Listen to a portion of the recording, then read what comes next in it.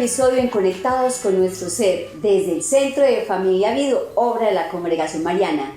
Mi nombre es Marta Lucía Correa y hoy tenemos un súper especial invitado que es un compañero también de acá del Centro de Familia, Daniel.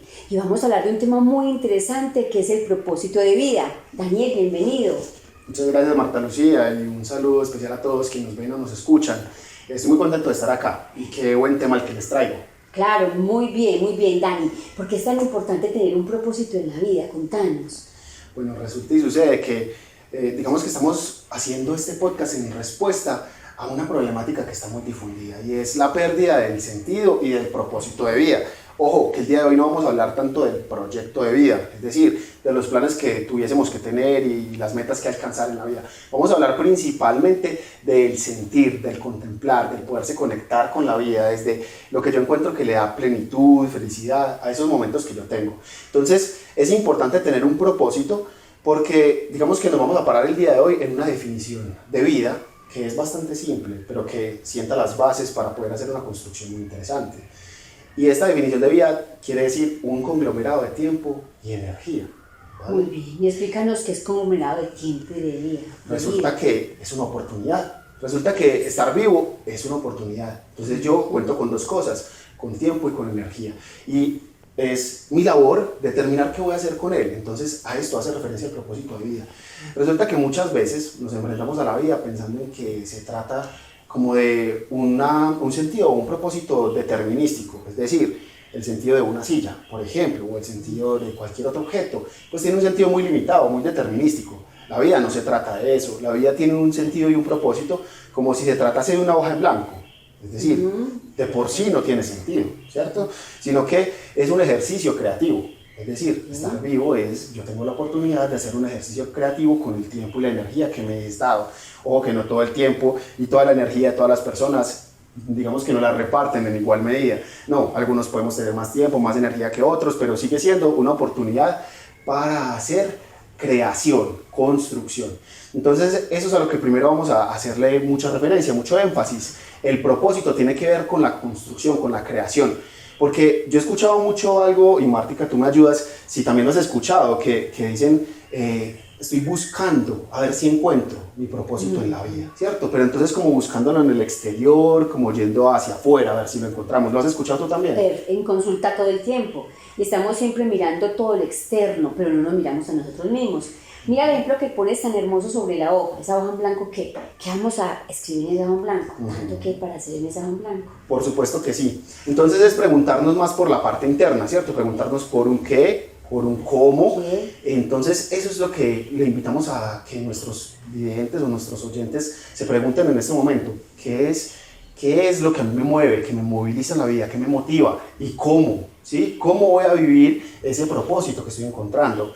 Entonces, en ese orden de ideas, el propósito es algo que se encuentra principalmente desde el punto de vista interno, es intrínseco, y no todas las personas tenemos el mismo propósito, ¿sí?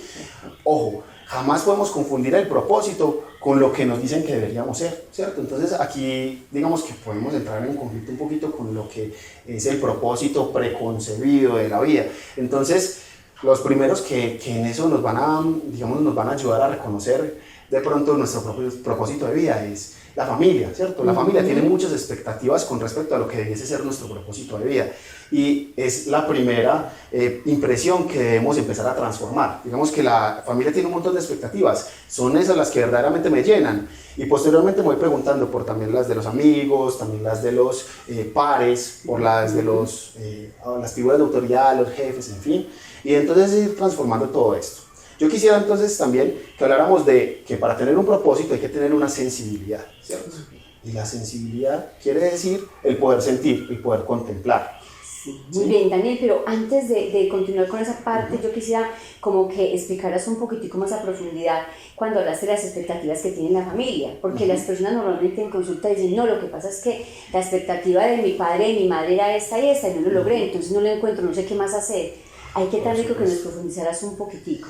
Bueno, entonces, lo primero que yo diría es, las expectativas que tienen los demás, por supuesto que son proyecciones de sus propios deseos. Es decir, la mamá nos dice lo que ella pensaría que debiésemos hacer para ser felices. Pero es que no pudo ser. Claro, a veces puede pasar, ¿cierto? Sin duda algunos sueños frustrados y algunos deseos frustrados los van a proyectar sobre nuestra vida. Entonces aquello que, digamos, algo muy común que encontramos es aquel papá que de pronto quiso ser futbolista y no pudo. Entonces, desde muy pequeña edad vamos inculcándole eso al hijo, ¿cierto? Que sea futbolista, en fin.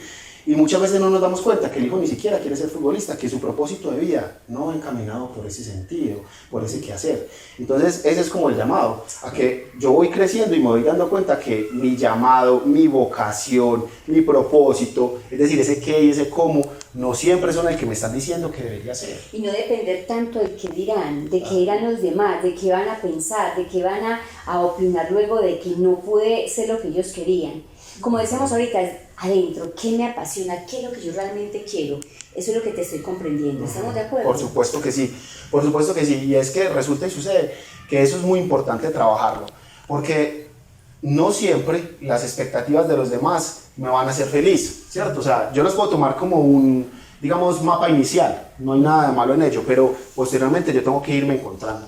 De hecho, hay algo muy interesante y es poderme conectar desde mi propia sensorialidad, es decir, hay personas que somos más visuales, hay personas que somos más auditivas y hay personas que quizás somos más kinestésicas. Entonces todos podemos experimentar el llamado a nuestro propósito de vida de maneras diferentes. Por ejemplo, muchas personas suelen ser imaginativas o visuales, en tanto se imaginan, visionan un propósito. Entonces se pintan la imagen de lo que los haría felices. Lo crean ahí. Sí. Y esa hojita que tú nombraste ahorita sería perfecta, como vení, escribamos qué es lo que nos motiva tanto.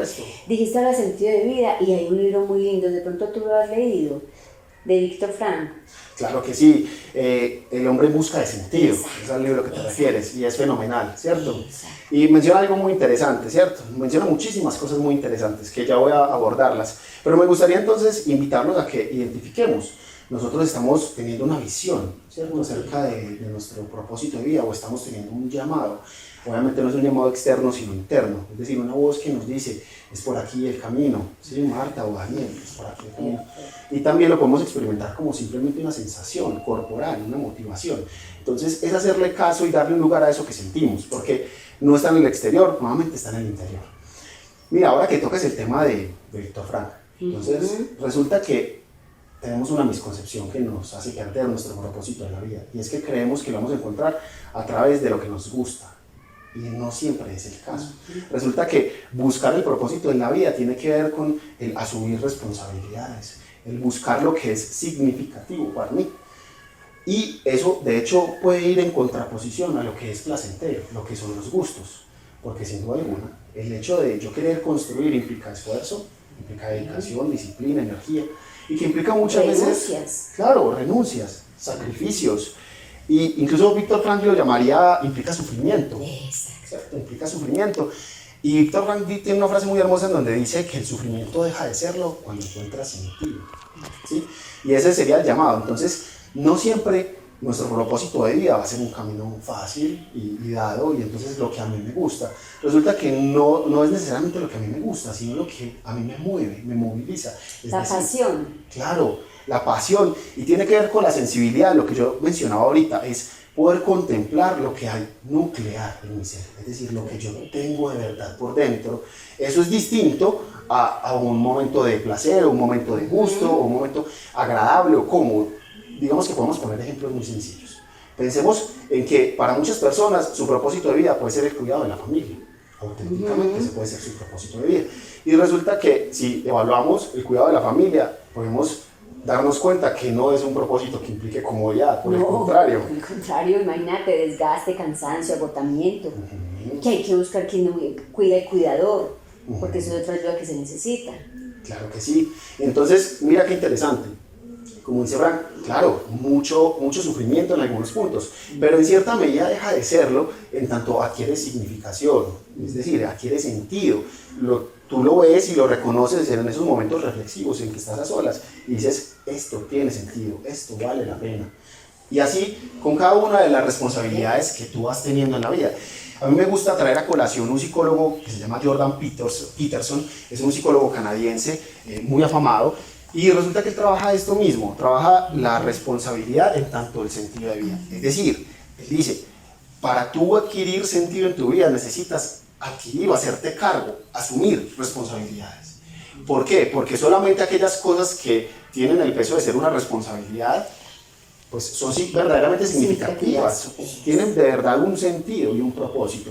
Porque digamos que es una crítica muy fuerte que desafortunadamente estamos teniendo, y es la persecución del placer, la persecución del estímulo. Es decir, nos hemos vuelto sujetos o individuos, sociedades, quizá muy hedonistas, y buscamos en todo momento como que todo esté bien, ¿cierto? Entonces, cuando alguien, por ejemplo... El placer inmediato, pues. Claro, ya. claro, totalmente. El inmediatismo. La gratificación inmediata. Exacto. Entonces, nos la pasamos pegados de muchos estímulos que nos hacen sentir bien, pero que nos hacen sentir bien por una pequeña fracción de tiempo, un pequeño momento. Bien, pero luego, ¿cómo nos sentimos? Exacto. Con ese vacío, con esa incertidumbre, con ese malestar. Exactamente, entonces ahí vale la pena reflexionar acerca, digamos, de todos aquellos hábitos malsanos o autodestructivos, en tanto, por ejemplo, las redes sociales, la adicción a los videojuegos, a la televisión, la adicción a las sustancias psicoactivas, al licor, incluso la adicción al sexo.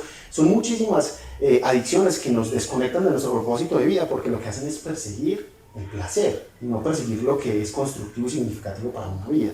Entonces, mira qué interesante, porque esto de una entra a romper con lo que nosotros queremos hacer, y es que queremos vías cómodas, vías sin dificultades, y lo vemos en todo momento, porque digamos que cuando una persona muestra malestar en la cultura, ¿qué hacemos? Nos angustiamos frente a ese malestar. Entonces le decimos, no llore. No, pero usted, ¿por qué se siente mal? Si todo está muy bien, pero si usted tiene un trabajo, pero si usted tiene unas cosas. Si lo tiene todo. Si usted lo tiene todo. Si ni siquiera pues, se reconoce como sujeto, como ser humano, ¿cómo lo va a tener todo? ¿Cierto? Lo externo que decíamos ahorita, Daniel. Muy bien, perfecto, Daniel. Me parece excelente pues tu intervención. De pronto algunas pautas que nos quiera dar, 2 o 3 pauticas como para que tengamos en cuenta a todos nuestros televidentes. Por supuesto. Mira, uno de los principales consejos es preguntarse por lo significativo e intentar hacer una lista, una categorización. ¿Qué es lo más significativo para mí? Primero hago brainstorming, lluvia de ideas, lo lleno y digo, bueno, de esto, ¿qué es lo más significativo? Y empiezo a categorizar, primero, segundo, tercero, cuarto. Y hay una invitación que es muy actitudinal, es decir, desde la actitud, y es dar espacio, hacer las cosas de espacio. Entonces a mí me gusta hacer ese juego de palabras, de espacio. ¿De espacio para qué? Para la sensibilidad. Es decir, todo el tiempo nos levantamos a 1000, vamos a hacer todo a 1000, pasamos por los compañeros de trabajo a 1000, a los amigos a 1000, a la familia a 1000, todo a 1000. No, hagámoslo despacio, hagamos el ejercicio por una semana, hagamos espacio para sentir, para poder encontrar en el interior nuestro propósito de vida. Muy bien, Daniel, muchísimas gracias. Conectados con nuestros seres del Centro de Familia VIC. En otra próxima ocasión pues estaremos por acá compartiendo contigo. Muchas gracias. Síguenos en Facebook e Instagram y conoce todo lo que tenemos para ofrecerte en el Centro de Familia VIC. También puedes ingresar a www.cfamiliavid.org.co.